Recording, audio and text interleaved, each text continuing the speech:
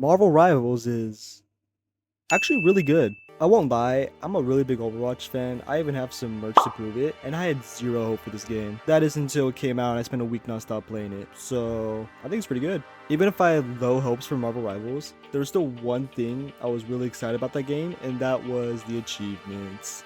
I am a completionist, and in Overwatch, I got every single hero achievement except for one, and that was just because I got bored and it was not fun playing Maga no more. But when I heard Marvel Rivals was coming out soon, I was really excited to go hunt achievements again. And then after hunting every single Marvel Rivals achievement, did I still feel the same? Eh, kinda. You see, I was on a time crunch because finals week is approaching and I have not studied a lot, but I really wanted to get these achievements done, but I I wanted to do it before my finals actually came, which granted I did, but is it really worth it when you look at my grades? Dropping 60 hours on this game as like a hardworking student isn't very good for my educational. It's times like these we really question the importance of achievements. But hey, now we get skins and currency instead of spray. At least that's better, right? Besides the point of me screwing over my education, I'm making this video right now for educational purposes, you know?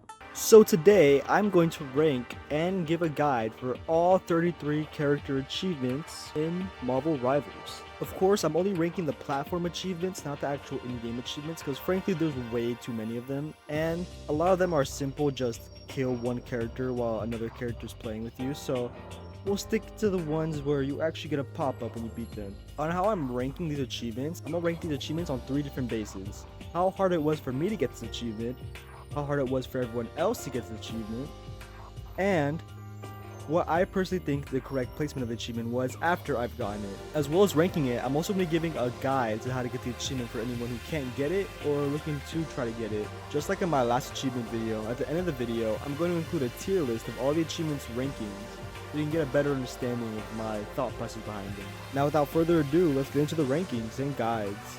At number 33, the easiest achievement in the game by far has to go to Luna Snow's Multiverse Tour. Simply just playing her once on each of the 5 maps after prep phase ended, you'll get the achievement. You don't even have to complete the match as her or even play a long time. As long as you just play her at some point, it'll count towards the progress. At 32 is Storm's achievement. One thing to note is that this achievement isn't limited to one match. You can take as much matches as you need to assist 10 X-Men members, which makes it super easy, especially since assisting with her is also very easy. Just one thing to note too is that her achievement lists only X-Men members, so no, not all mutants are available. So Namor and I think Magneto do not count towards the achievement. For Rocket Raccoon's achievement, having a buddy or two really helps because they can just kill themselves as soon as you place your beacon down, which is really good for the achievement. But then again, it's not needed, as the achievement itself is still very easy, as you can do it over the course of a few matches and not just one. But what I advise doing is if you're playing with randoms, just don't heal the Guardian member you want to revive, as if it's quick play, who gives a shit, honestly. I advise to just wait for Star-Lord's achievement until you find a Mantis, Rocket, or Atom on your team, because they can easily assist you and they need to be the ones to assist you in order to get his achievement, as getting assisted by 10 Guardian members over the course of your career playing the game, no single match requirement needed, isn't that hard. When playing Wanda, just look out on the enemy team for any mutant character, which I'll list all 6 characters right now. Wolverine, Magneto, Storm, Namor, Psylocke, and Magic. Look for those in the enemy team and just target them, but you can pretty much knock it out in one match because Scarlet Witch's kit is just that good. Unlike Storm's achievement, the people you need to assist can be any mutant in the game. They're not limited to only X-Men members. The only reason this is ranked higher though is because it takes a longer time to assist with Magneto compared to Storm. The most reliable way I found to actually get assists with Magneto is to make sure you shield the mutant right before they kill someone. So I suggest looking out for a Magic or a Psylocke who can quickly KO. Within a match with Black Widow, try to hit 3 headshot KOs. I'm not sure if you need to deal the landing KO, but at the end of the day, it's a skill issue if you can't get this pretty fast. Psylocke's kit has a lot of survivability, so it's actually surprisingly easy how fast you can get this achievement.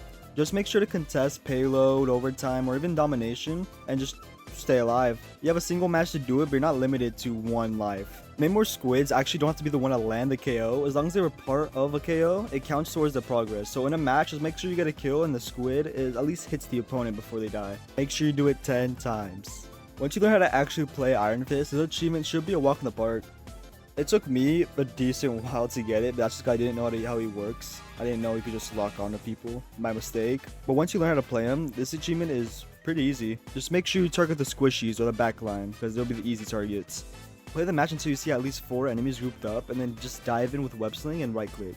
You don't actually have to kill the enemies with it or even have the little tentacles explode. As long as they're just attached at the same time, that should be the achievement. If you have 3 buddies, easiest thing in the world. If not, you'd rather beg or get lucky. I have this rank so low just because if you do have friends, it is probably the easy achievement, but most people don't have 3 friends on standby, so beg. I think as long as there is an Avenger on your team, any kill you get will count towards the progress of the achievement. Just know that getting 10 kills on Hawkeye itself isn't hard, and if the other Avengers do need to be a part of the KO, just make sure they get the damage first, because you'll probably be the one to get the landing blow. When you eventually get the payload Asgard map, play Hela and just get a triple kill. Hela's really easy to play and is really good, so getting a triple kill isn't the problem. The only problem is just trying to get the map and picking Hela first. Black Panther needs the same requirements as Hela, getting a triple kill on a specific map, the map being the hybrid Wakanda map. I put this one higher just because I think getting a triple kill with Black Panther is slightly harder than Hela. Snack attack becomes really easy once you figure out that teammates actually do count towards the achievement progress of getting 4 people in. I'm not sure if it needs to be all teammates though. As for me, I ate 3 enemies and 1 teammate and it counted. At least try to aim for 4 enemies by going on a choke or overtime point, but just do know teammates can count. Bucky has a really easy to use ult, so if you can't get this, I probably assume it's because you don't know how his ult works, but pretty much, once you kill someone with your ult, you get your ult immediately back. So chain together ults until you get the 3rd KO, and then you can just stop chaining ults, or just keep going if you want to go for the kill streak. You can do a ton of damage quick with Magic's ult, so I suggest flanking for the backline, and once you see 3 people grouped up, pop it, or you can just wait until a team fight and pop it in the middle. You don't actually need to get the landing KOs, as with a lot of the achievements, but you do need to at least be part of them. Being able to reliably hit 4 people with Moon Knight's ult isn't the easiest thing. What I suggest doing is throwing it on the choke point, a team fight, or on overtime. Playing on a payload map makes it a lot easier, as you can just toss it on the payload itself, you're guaranteed to catch a few people. An important thing to note is that your Anka does cast people inside, so if you throw ult and then quickly put your Anka in the middle, you can grab a bunch of people and make sure they do get hit. Just think of a Zarya ult, but better. Groot's ult can be placed down much faster and isn't blocked by nearly as much stuff as Zarya's ult in Overwatch. One thing to note though is that the range of the ult isn't as big as you think it would be, so make sure the 4 people you need to grab are somewhat close to each other. For me, the thing that makes the achievement harder is that the description of the achievement doesn't really do justice to what you actually have to do. All it states is that when your spider sense goes off, you have to land a winning counterattack, which kind of makes sense, but in reality, what we need to watch out for is Spider-Man's spider sense. Once you see it go off, you immediately have to go to the person who set it off and kill them without taking damage. What I suggest is playing until you get ult and just waiting behind walls until someone sets it off. For a while, I thought this achievement was actually the reverse of what you have to do, but put it simply, you need to KO someone 3 seconds after becoming the Hulk. Not the gigantic Hulk, just normal Hulk. So I suggest running into the battlefield as Banner and just watching out for a low enemy or like a backline who's isolated, and then switch to Hulk and go for the KO. I don't know if I just suck with Penny, but this one took me a long time to do. Pretty much, you have to hit 3 people with a little spider mine, but they are tiny, they take a long time to detonate, and people could just shoot them. So not really the easiest thing to do, especially when you hit 3 people at once with them. It took me a long time to do. I actually got it by pulling a fucking Caesar and throwing it right before I died. But when I was playing ranked, I found out you could just throw it at the door of the spawn if you're defending on payload, which is a very easy way to get it as well. So I'm just gonna put it right here because it took me a while to get, and I'm guessing you can only pull those type of moves in lower ranks. Loki's melee has a funny effect where if you hit someone with the back, it does more damage. The extra damage isn't much. So having to KO someone with this backstab is not the easiest, but it's very doable actually. While Loki's kit is very good for survivability, if you're trying to backstab someone, you're just pretty much gonna die. But if you're jumping someone and they try to run away, that's the perfect chance to get the achievement. There are 3 ways I can think of how to get this achievement, and all of them aren't easy, except for one. Comboing with Doctor Strange is an effective way to do it, but you actually need a Doctor Strange who help you with it and don't have a portal on cooldown. Like, having a portal on cooldown isn't helpful, especially when the perfect opportunity just slides right by. Second way I could think of is having a flank behind the enemy team. But even then, you have a loud voice line and a giant indicator of where your beam is, so everyone knows just to dodge it. So you have to really be smart about it. The easy way I have is actually how I got it. Suicide bombing. I don't know why, but when I just ran up to the payload on overtime and used I killed 4 people. I didn't even have to kill 4 people. All I needed to do was just hit 4 people, so pretty effective. The shotgun will be your best friend for this achievement. In a singular match, you need to kill 3 people who are shrouded by the smoke grenade. So what I suggest doing is to get someone low enough with the shotgun, but not too low where they'll die by the smoke. Once you get them low enough, pop the smoke right at your feet or right at them, and then quickly shotgun them. If you get the kill, great. Do it 2 more times in one match. If you don't, that sucks. For this, I suggest playing ranked, or just by having a very good team who's very synchronized. You don't have to assist in every kill for a team wipe, but you do need assist in most of it. Honestly, having a Scarlet Witch or a Jeff full, and then assisting them while they get the kills is a good way to get it. Especially since you can damage or heal boost from range, so you don't have to risk your life. Cloak and Dagger literally have the exact same requirements for Master Achievement, where you just get a team wipe, but I do think it's slightly easier to get a team wipe with Mantis than it is for Cloak and Dagger. According to a lot of people in the community, this achievement is bugged right now, I guess. It wasn't really bugged for me. I was just lucky. I got this in 7 minutes somehow.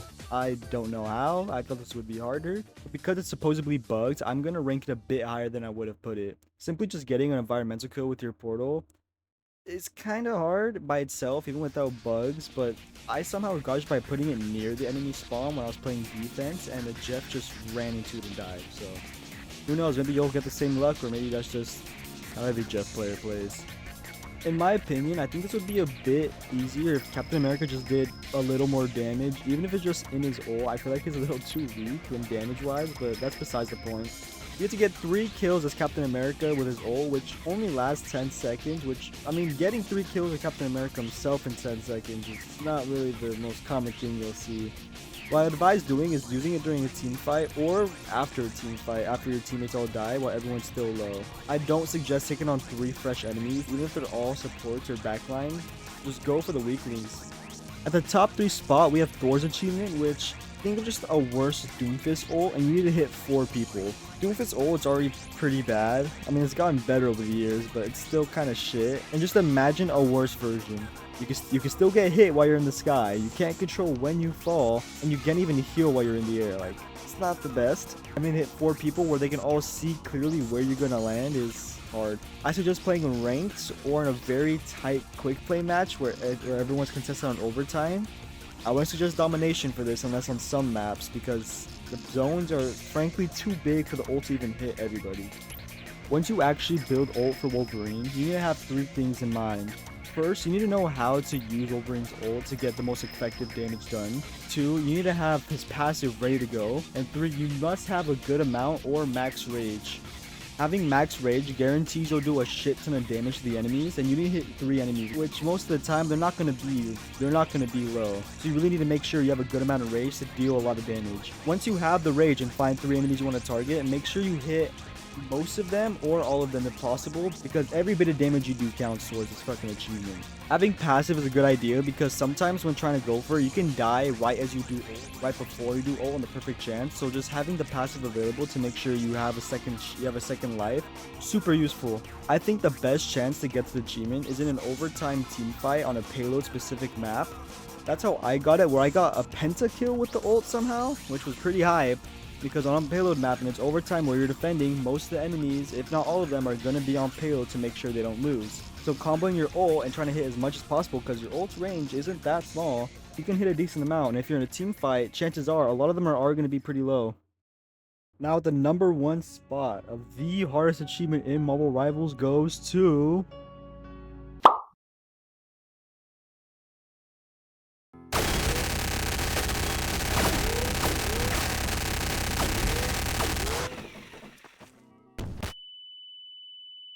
Yeah, I don't think it comes to a shock to anybody that Squirrel goes number 1.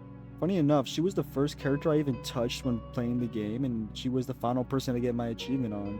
Kind of poetic when you think about it. But Squirrel Girl is a really good character. She does good damage, and her kit's overall pretty good and easy to use. Except for her ult, which is what her achievement comes down to. Now, I don't know if this was intentional or not, but her achievement doesn't really work the same as other old achievements, as you actually need to get all 3 killing blows needed instead of just having to be a part of the KO. You don't know how many times I've gotten 3, 4, 5 KOs with Squirrel Girl's ult, but didn't count because none of them were killing blows. I was going insane.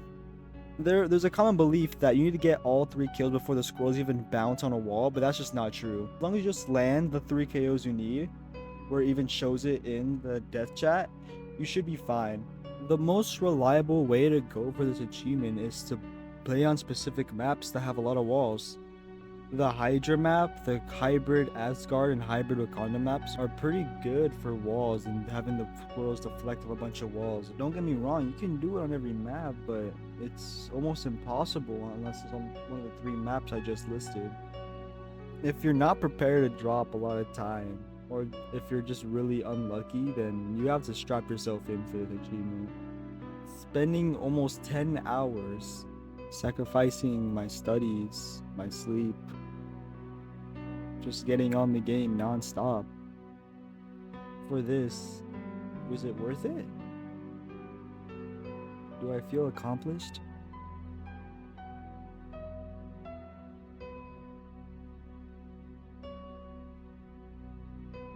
Thanks for watching. If you enjoyed the video, make sure to leave a like. If you liked us, leave a subscription. That's it for now. See ya.